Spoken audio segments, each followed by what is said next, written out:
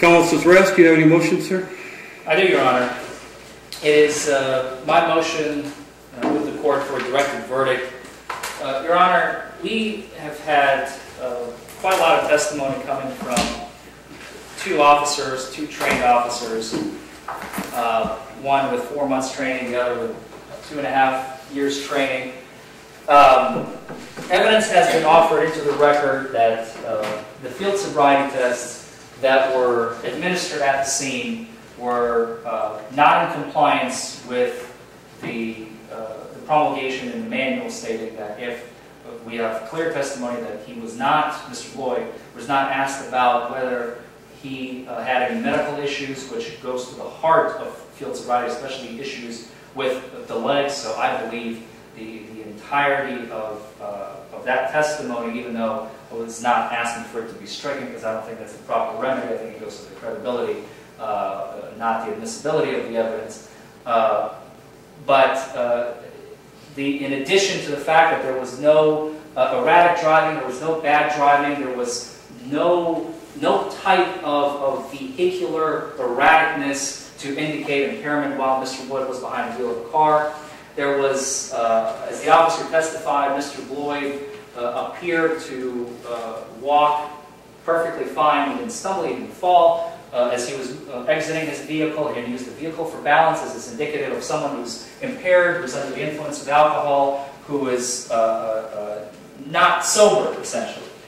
And Mr. Floyd, on video, has admitted to having one beverage, later to be determined one beer. We don't know the kind or the amount of size of the beverage. That is true. But given the totality of the circumstances of the evidence that we have in the entirety of this case, Judge, the Commonwealth does have the refusal, but with everything else that we have heard here today, I cannot fathom a jury who is going to be able to come to the conclusion that Mr. Floyd has been operating a motor vehicle under the influence of intoxicants. The PBT showed the presence of alcohol. He admitted to having been drinking. We know that he has been drinking by his own admission, so the PBT simply confirmed his admission. He was arrested and taken to Grayson County Detention Center where he spent the night, which counsel believed was completely needless. And, Your Honor, we would ask that the court grant the defense's motion for a directed verdict and take the case out of the jury's hands, because I don't believe that's where it belongs. Mr. Ratner. Your Honor, Mr. Floyd on January 17, 2017, or January 13, 2017, was charged with expired registration, expired plates, and DUI. There's been uncontroverted proof offered by both officers that his tags were run and that he had expired tags. So I think clearly expired tags, expired registration, those two charges have to go to the jury. And also the DUI has to go to the jury because there's been sufficient, ample, extreme amount of evidence and testimony to indicate that Mr. Floyd was impaired during the time of the observation of the officers. The tests were performed.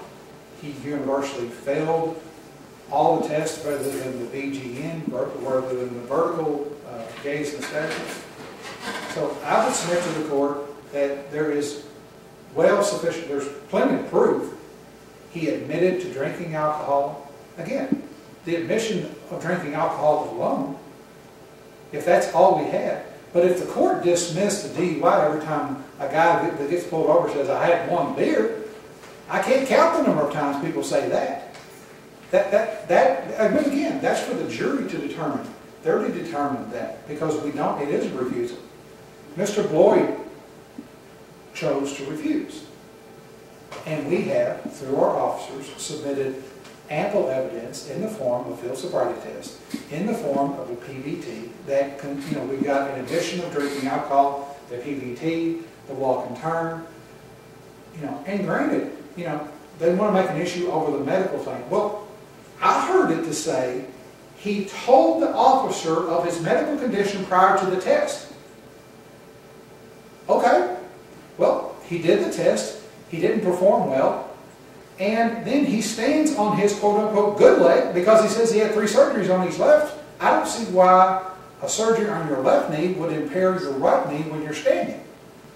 So I think all those are reasons that the jury have to look at and to contemplate. And I would ask that the court allow this case to proceed to the jury. Thank you. Very well. Having heard the evidence at this point, the court's going to overrule your motion, sir, for a direct verdict. Thank you, Judge. Who's your first witness?